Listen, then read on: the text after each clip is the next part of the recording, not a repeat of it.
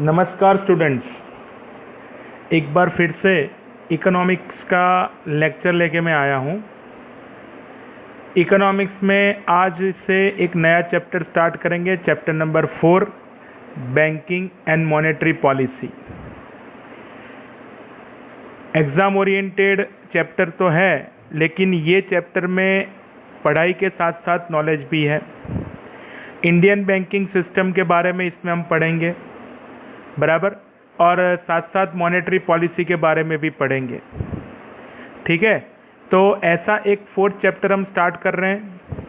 Continuous जो भी chapters complete हो रहे हैं उसका भी काम परफेक्ट करते रहिए बराबर, और इस तरीके से अपनी पढ़ाई बोर्ड एग्ज़ाम के लिए स्टार्ट कर दीजिए।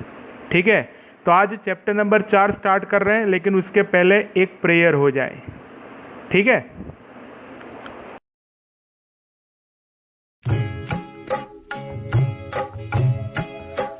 जैसे सूरज की गर्मी से जलते हुए तन को मिल जाए तरवर की छाया।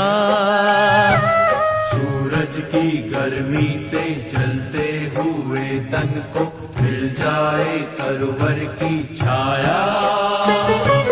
ऐसा ही सुख मेरे मन को मिला है, मैं जब से शरण तेरी आया मेरे राम।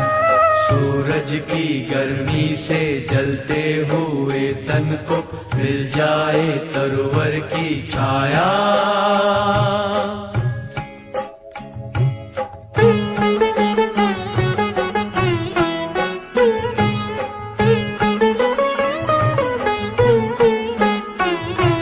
भटका हुआ मेरा मन था, कोई मिल ना रहा था सहारा।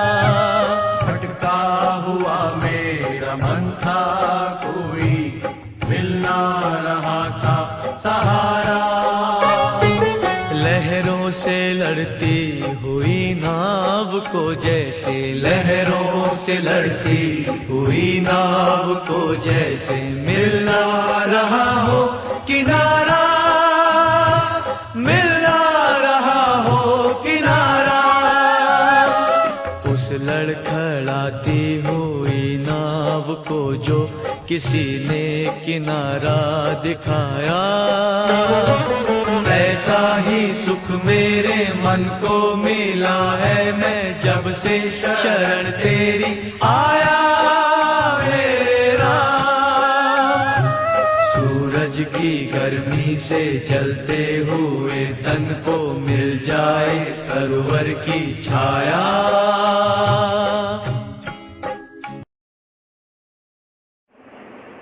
Okay. Chapter number 4, banking and monetary policy. उसमें पहले बैंकिंग में हम पढ़ेंगे evaluation of bank and banking system, then meaning of bank and its classification, then meaning and function of commercial bank, meaning and function of central bank बराबर। Then monetary policy के अंदर हम पढ़ेंगे meaning and instruments of monetary policy. तो ये chapter number 4 में हमको पढ़ना है। आप स्क्रीन पे देख रहे हैं रेड कलर से जो मैंने क्वेश्चन लिखे हैं, वो ये चैप्टर के मेन आंसर हैं। उसको कंपलसरी आपको लर्न करना पड़ेगा। प्लस बैंकिंग जो वर्ड है वो एक सर्विस का नाम है, और ये सर्विस प्रोवाइड करने वाला इंस्टीट्यूशन है, वही बैंक है बराबर। तो बैंकिंग और बैंक ये दोनों का कंसेप्ट एक ही तरीके से एक ही मीनिंग के अंदर पढ़ा जाता है बराबर। तो ये सब पढ़ने के लिए दिया गया है। दूसरी बात, meaning and function of central bank आपने देखा होगा, इनटू ब्रैकेट मैंने किया हुआ है बराबर। इनटू ब्रैकेट में मैंने RBI लिखा है। सबको पता है हम ये बैंकिंग सिस्टम बराबर इंडियन बैंकिंग सिस्टम के हिसाब से पढ़ेंगे बराबर। ऑब्वियस है हमारी कंट्री का ही सिस्टम हमको पढ़ना है। दूसरी बात, RBI के बारे में सबको पता है। RBI यानी रिजर्व बैंक ऑफ इंडिया बराबर। RBI is our central bank, वो हमारी कंट्री की सेंट्रल बैंक है। सबसे बड़ी बात, each and every country having one, only one central bank, बराबर। तो उसके फंक्शंस भी हमको इसके अंदर पढ़ने हैं। नो डाउट ये सब्जेक्ट या ये टॉपिक के बारे में आपने कॉमर्शियल पॉइंट ऑफ व्यू से 11th के अंदर पढ़ लिया है, बराबर। कॉमर्शियल पॉइंट ऑफ व्यू यानी बीए के अंदर आपने पढ़ा हुआ है। अभी आपके सामने ये इकोनॉमिकल पॉइंट ऑफ व्यू यानी ये कंट्री के लिए बैंक सिस्टम क्या है, बैंक क्या है, वो डिटेल हम इसके अंदर पढ़ेंगे, ठीक है। तो let us start. Okay students, screen पे आपको एक शॉर्ट नोट दिख रही है, evaluation of bank and banking system. पूरी डिटेल यहाँ पे हमको ये एक्सप्लेन कर रही है कि किस तरीके से ये bank word and banking system बराबर इवैल्यूएट हुआ, how the word bank evaluate, बराबर। थोड़ा बहुत आप जानते हो, बराबर, लेकिन थोड़ा बहुत यहाँ पे फिर से आपको सीखना पड़ेगा। मैं स्टार्ट करता हूँ, ध्यान दीजिए। In English language the word bank means heap और mass. In Sanskrit language the word akin to bank is band, which means collection of capital or fund. In Gujarati, भंडोल word is derived from band. ध्यान रखना, Sanskrit word भांड था, उस पर से Gujarati word भंडोल बना हुआ है। इंग्लिश लैंग्वेज में इसको हीप और मास बोला जाता है, बराबर। यानी बहुत बड़े स्टॉक में कोई भी गुड्स और जो कुछ भी होता है, खासकर मनी, बराबर, तो वो हीप और मास बैंकिंग सिस्टम के अंदर बराबर वर्ड यूज़ किया जाता है, बराबर। आगे, the English word bank originated from the Italian word banca और the from French word banque. Both these words meant a bench for money exchange, बराबर। इटालियन वर्ड बैंका और फ्रेंच वर्ड बैंक्यू, बराबर, जिसका मीनिंग होता है bench. बहुत साल पहले, इन अर्लियर ईयर्स, जब एक्सचेंज और वो सब स्टार्ट हुआ, तब यूरोपियन मार्केट में मनी लेंडर्स लोग एक बेंच पे बैठते थे और अपना मनी लेंडिंग का काम करते थे। इटाली में वो बैंक का नाम दिया जाता था बेंच को, और फ्रांस में बैंक्यू नाम दिया जाता था। ये दो वर्ड पर से इंग्लिश वर्ड बना बैंक, बराबर। आगे यहाँ से ध्यान रखना, how the word bank originated, वो हमको पता चलता है।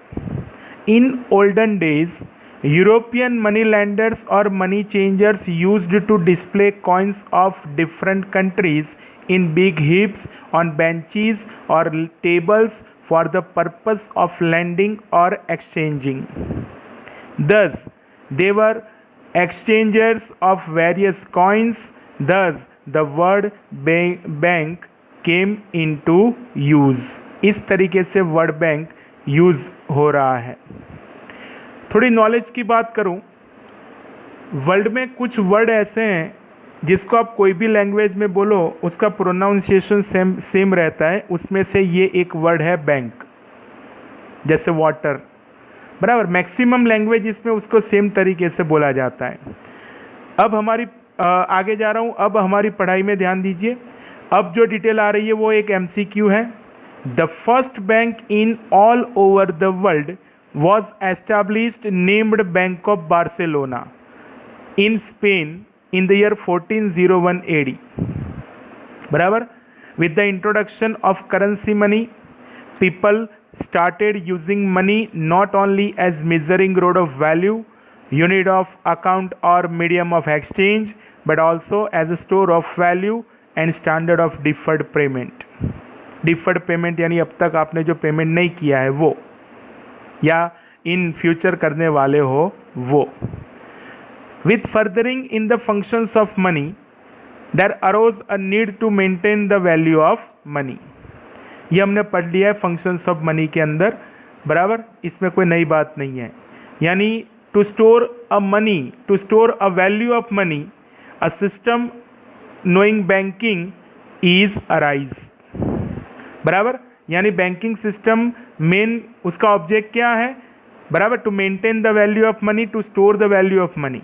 इस तरीके से बैंकिंग सिस्टम स्टार्ट हुआ और ये बैंकिंग सिस्टम जो है उसके लिए जो ऑर्गेनाइजेशन काम करता है उसका नाम है बैंक। इन शॉर्ट, लास्ट में है हम, in short, in economic systems dependent on money there arose the need for a institutional arrangement for society of money, transfer of money and maintain the value of money, and the role of such an institution is played by bank। तो इस तरीके से हमको evaluation of bank, how the word bank originated, how the banking system being going to be start, तो ये short note से हमको पता चलता है, बराबर। अब आगे जाएंगे। बहुत अच्छा answer. Meaning and classification of bank हम पढ़ने जा रहे हैं। एक शॉर्ट नोट अभी हमने कंप्लीट कर लिया। स्क्रीन पे आपको मीनिंग ऑफ बैंक दिख रहा है, बराबर। बैंक क्या होता है? बैंक एक सिस्टम है, बैंक एक ऑर्गेनाइजेशन है, बराबर। तो 3 मीनिंग यहाँ पे हमको दिए गए हैं, वन बाय वन हम देख लेते हैं। बहुत ईजी है, बराबर। ध्यान रखना, chapter number 4 banking and monetary system चल रहा है। A bank is that institution which provides services of banking. A bank is that institution which provides services of banking, बराबर।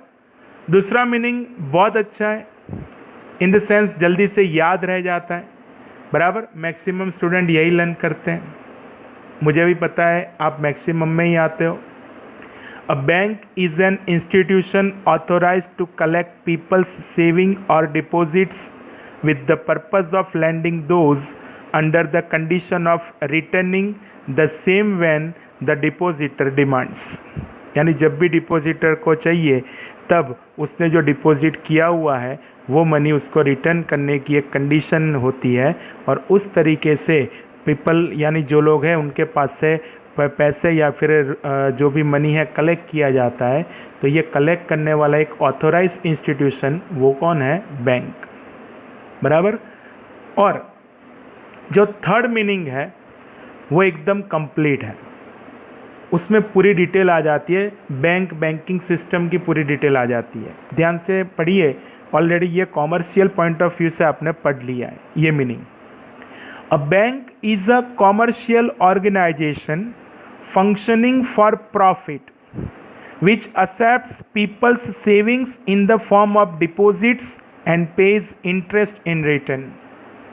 It ensures the safety of these deposits, lends money from these deposits to people who need money by charging them with interest, and invests the surplus funds in various sectors for development of the nation, बराबर। Bank ऐसा commercial organisation है जो profit को ध्यान में रख के काम करता है। ये ऑर्गेनाइजेशन लोगों की सेविंग्स जो होती है वो डिपॉजिट्स के नाम से कलेक्ट करती है, उसके सामने इंटरेस्ट पे करती है, और ये जो डिपॉजिट्स होती है उसका लैंडिंग करती है यानी लोन देती है, और वो लोन के साथ वो इंटरेस्ट कलेक्ट करती है, बराबर। और इंटरेस्ट कलेक्ट करते हैं तो वो जो एक पूरा कॉमर्शियल पॉइंट ऑफ व्यू होता है वो जो इंस्टीट्यूशन करती है वो बैंक है। प्लस इसके अलावा भी अगर वेरियस सेक्टर्स जो होते हैं इकोनॉमी में उसमें भी इन्वेस्टमेंट करती है for the purpose of development of a nation, बराबर। तो ये होती है बैंक। यहाँ पे एक क्वेश्चन हुआ, सर बैंक कैसे प्रॉफिट करती है? क्योंकि आप सोचिए, आपको ऐसा लगेगा सर बैंक में हमारा अकाउंट होता है, हम हमारे पैसे बैंक में रखते हैं, तो बैंक कैसे अपने पैसे या प्रॉफिट जनरेट करती है? तो मैं सिंपल सी बात बता देता हूँ, बैंक हमारे पास से डिपॉजिट के नाम से हमारी सेविंग्स कलेक्ट करती है और उसके अगेंस्ट में हमको इंटरेस्ट पे करती है। वही डिपॉजिट्स जो होती है वो डिपॉजिट्स जो लोगों को लोन चाहिए उन लोगों को देती है, और लोन के साथ में इंटरेस्ट कलेक्ट करती है। लोन के सामने जो इंटरेस्ट कलेक्ट किया जाता है वो रेट ऑफ इंटरेस्ट हाई होता है, compare to deposits interest rate, यानी हमारी जो डिपॉजिट रेट हमने डिपॉजिट किया है उसके इंटरेस्ट रेट के सामने। मान लीजिए लोन दिया तो लोन पे इंटरेस्ट रेट 10% रखा है और हमने जो डिपॉजिट दिया हुआ है उस पर 6% रखा हुआ है, तो 10% और 6% ये दोनों के बीच का जो डिफरेंस हुआ वो बैंक का प्रॉफिट। बराबर, अगर ये आपके दिमाग में सेट हो जाता है तो समझिए बेसिक्स ऑफ बैंक और बैंकिंग सिस्टम आपने सीख लिया। बराबर, अब आगे जाएंगे। अब मीनिंग ऑफ बैंक यानी बैंक का मीनिंग पढ़ लिया। क्लासिफिकेशन ऑफ बैंक हमारे सामने है। इंडियन बैंकिंग सिस्टम के हिसाब से क्लासिफिकेशन ऑफ बैंक 2 कैटेगरीज में होता है। स्क्रीन पे आप देख रहे हो लिखा हुआ है, banks are broadly classified into 2 categories. First one, commercial bank and central bank. However, central bank is the main bank of any country. Central bank main bank होती है, उसके अंडर पूरी सिस्टम बराबर मैनेज की जाती है। हाउएवर इंडिया में central bank मैंने आगे बता दिया आरबीआई है, reserve bank of India.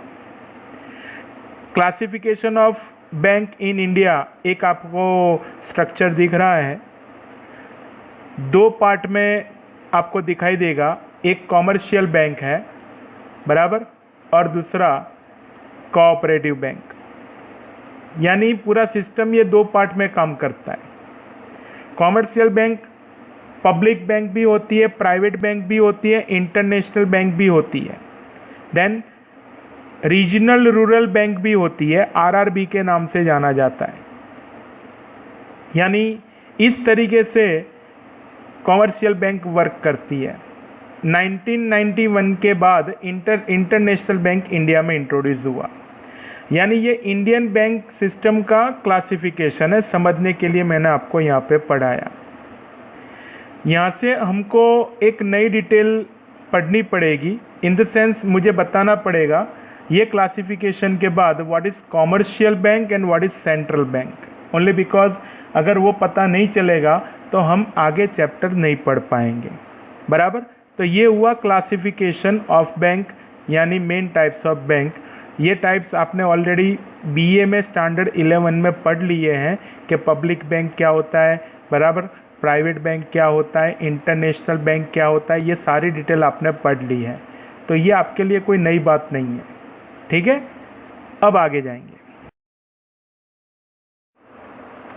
Okay, screen पे 2 मीनिंग दिए हुए हैं, commercial bank and central bank. सबसे पहले कॉमर्शियल बैंक, मैं मीनिंग बताऊँ उसके पहले आपको बता देता हूँ कि इंडियन बैंकिंग एक्ट 1949 वो कॉमर्शियल बैंक के लिए है, और इंडियन सेंट्रल बैंक के लिए 1934 का बराबर एक एक्ट बनाया गया है। ब्रिटिशर्स आरबीआई का एस्टैब्लिशमेंट करके गए थे बराबर, और तब से लेके आज तक वही लॉ एंड ऑर्डर उसमें मेंटेन किया जा रहा है। Let's see what is commercial bank according to Indian Banking Act 1949। Commercial bank is one which transact the business of banking, that is accepting deposits from the people for the purpose of lending or investment, repayable on demand or otherwise, and withdrawable by check, draft, pay order or otherwise। फिर से, commercial bank is one which transact the business of banking, that is accepting deposits from the people for the purpose of lending or investment, repayable on demand or otherwise, and withdrawable by check, draft, pay order or otherwise। ठीक है, and what is central bank? Apex bank of a country, central bank is an apex bank of a country, but according to Professor R.P. Kent, the institution charged with the responsibility of managing the expansion and contraction of the volume of money in the interest of the general public welfare. Again, the institution charged with the responsibility of managing the expansion and contraction of the volume of money in the interest of the general public welfare is known central bank. मैंने बहुत अच्छा नाम दिया, central bank is an apex bank of a country. तो ये हुए meanings for commercial bank and central bank जो हमको ध्यान में रखना है. ठीक है, तो इस तरीके का काम होना चाहिए. सेंट्रल बैंक का एस्टैब्लिशमेंट हुआ 1 अप्रैल 1935 और नेशनलाइजेशन हुआ 1 जनवरी 1949. ये आपको ध्यान रखना है. ठीक है, तो ये डिटेल MCQ में भी आती है, VSQ में भी आती है. बराबर, आपको ध्यान रखना है. बराबर, ओके.